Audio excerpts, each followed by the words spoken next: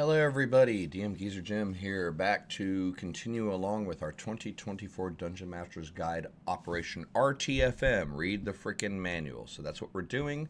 We're most of the way through the book. We're still working through Chapter 8, Bastions. We're going to continue on where we left off. We're looking at the special facility descriptions. The next few we're going to look at, we'll go ahead and knock out these last 5 in this video. Gentle reminder, this is a continuation of a series. We will read through the descriptions. We'll read through everything that's on the page in the Dungeon Master's Guide. In the last part of the video, I'll offer some commentary, some advice, my opinion. I'm not saying that it's infallible, but my thoughts on using these things and how they can impact your campaigns. So let's get to it. We're going to pick up at Theater. The Theater is a level 9 Bastion special facility. Prerequisites are none. The space is vast. There are 4 hirelings that come with it, and it has the Empower order as its Bastion order. Bastion turn order. The theater contains a stage, a backstage area where props and sets are kept, and a seating area for a small audience. You can order it to empower a theatrical event. When you issue the Empower order to this facility, its hirelings begin to work on a theatrical production or concert. Rehearsals and other preparations take 14 days, followed by at least 7 days of performances. The performances can continue indefinitely until a new production gets underway. You or another character can contribute to the production in the following ways. As a composer-writer, a character can compose music or write a script for the concert or production that hasn't started or its rehearsals yet. This effort takes 14 days. A player character can be a conductor-director. A character who remains in the Bastion for the entirety of the production can serve as the concert's conductor or the production's director. Or as a performer, a character who remains in the Bastion for the entirety of the rehearsal period can be a star performer in one or more of the performances. One of the theater's hirelings can serve as an understudy for additional performances. At the end of a rehearsal period, each character who contributed to the concert or production can make a DC 15 Charisma performance check. If more of these checks succeed than fail, you and any character involved who contributed to the concert or production each gain a theater die, a D6. The die changes to a D8 when you reach level 13 and a D10 when you reach level 17. At any point after the rehearsal ends, the character can expend their theater die to roll it and add the number to roll to one D20 test they make immediately after rolling the D20. If the character hasn't expended their theater die before gaining another, their first die is lost. The next one we're going to look at is the training area, level 9 Bastion facility with 0 prerequisites to build it, other than being level 9. It's a vast space with 4 hirelings, and it also has the Empower order. A Bastion can have more than one training area. A training area might be an open courtyard, a gymnasium, a music or dance hall, or a cleverly built gauntlet of traps and hazards. It might contain inanimate targets for weapon practice, padded mats, and other equipment. One of the facility's hirelings is an expert trainer. The others serve as training partners. When a training area becomes part of your Bastion, choose one trainer from the expert trainers table. On each Bastion turn, you can replace that trainer with another from on the table. So you have five trainers available on the table, and the left is going to tell us the type of trainer, the right is going to tell us what the empowered order will give us. So if you have a battle expert, the Empower effect says when you take damage from an attack made with an unarmed strike or weapon, you can take a reaction to reduce this damage by 1d4. Skills expert. You gain proficiency in one of the following skills of your choice: acrobatics, athletics, performance, sleight of hand, or stealth. A tools expert. You gain proficiency with one set of tools of your choice. Unarmed combat expert. When you hit with your unarmed strike and deal damage, the attack deals an extra 1d4 bludgeoning damage. Or a weapon expert. Choose a simple or martial weapon, such as a spear or longbow. If you aren't proficient with the weapon, you gain proficiency with it. If you already have proficiency with the weapon, you can use its mastery property. So the Empower order is training. When you issue the Empower order to this facility, the facility's hirelings conduct training exercises for the next 7 days. Any character who trains here for at least 8 hours on each of those days gains a benefit at the end of the training period. The benefit depends on which trainer is present in the facility, as noted in the expert trainer table. The benefit lasts for 7 days.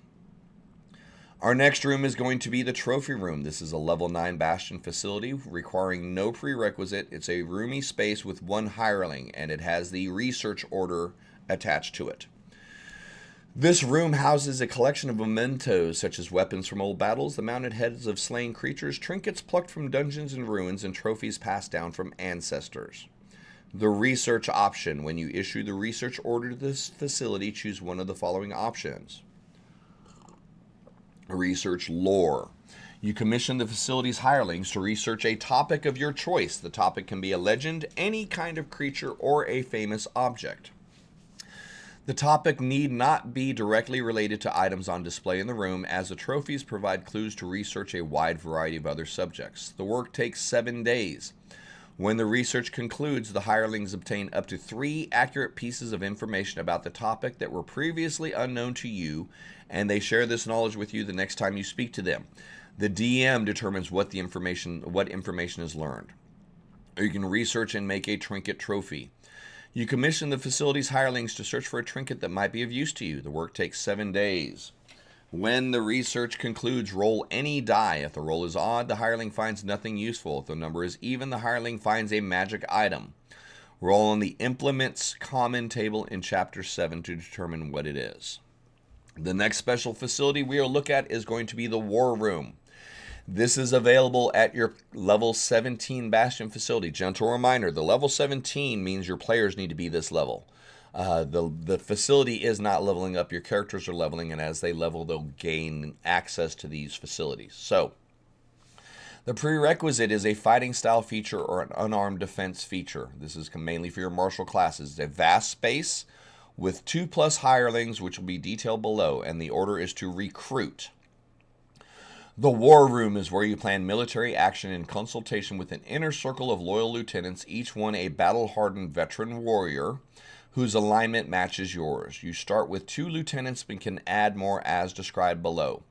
If your bastion lacks facilities to house your lieutenants, they secure accommodations in the inn or settlement closest to your bastion.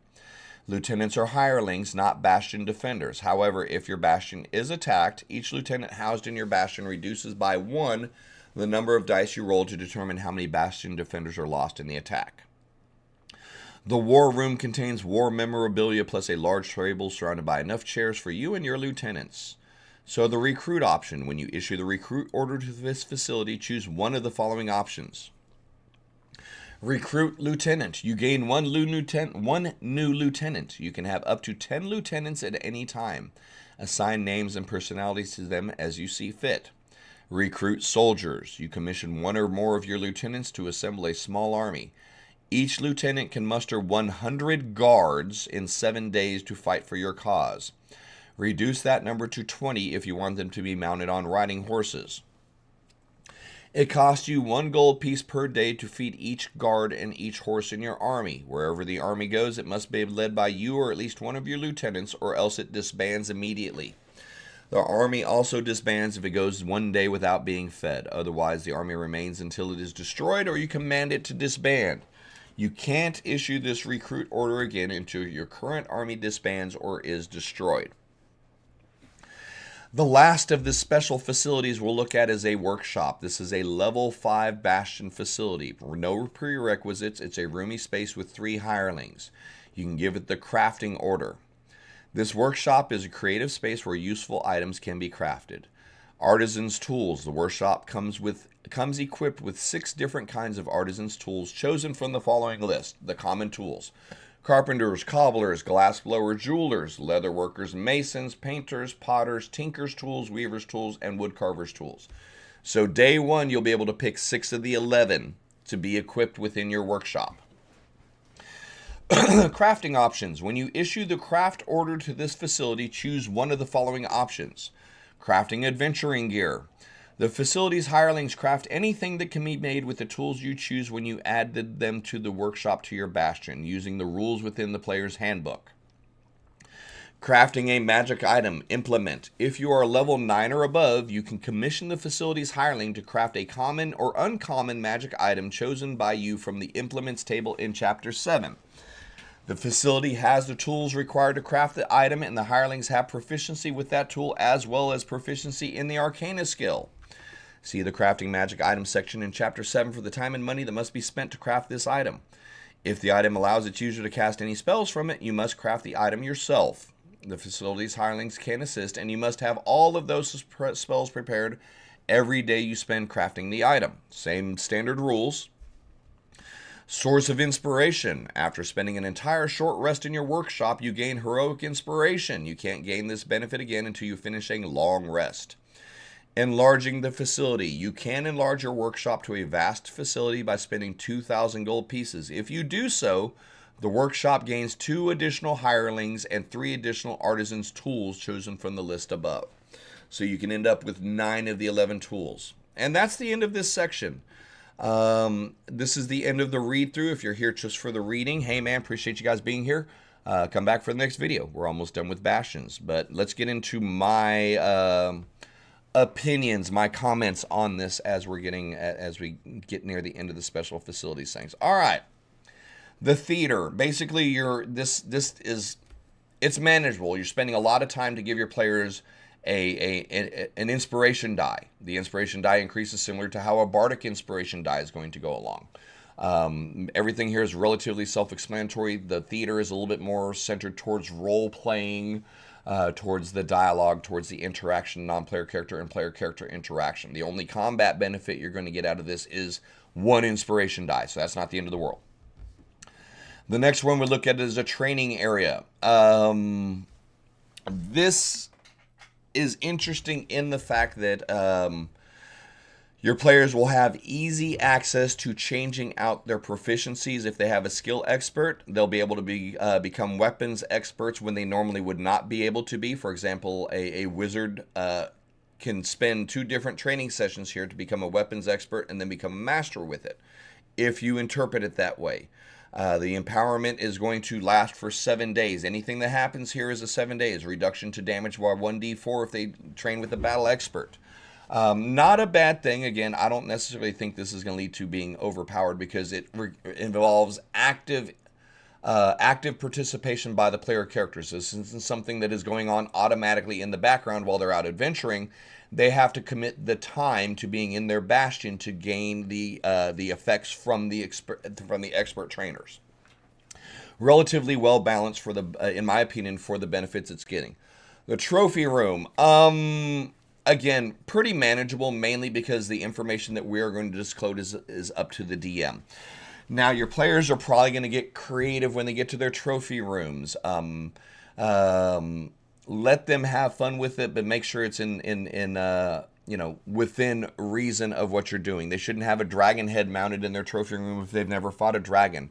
They shouldn't have the reassembled skull of a demi-lich sitting in the corner if they're level 9. They couldn't have survived that fight to begin with. So use a little bit of your discretion working within your campaign and work with your characters to allow them to decorate their trophy room in a way that makes sense. You still want it to be rewarding. You still want it to be fulfilling, but you don't want it breaking the immersion of, oh man, we just went and bought Tiamat's heads and we're going to put them in our trophy room. What? Yeah, so I know I'm being a little facetious there, but that's what the concern. The next one is a little bit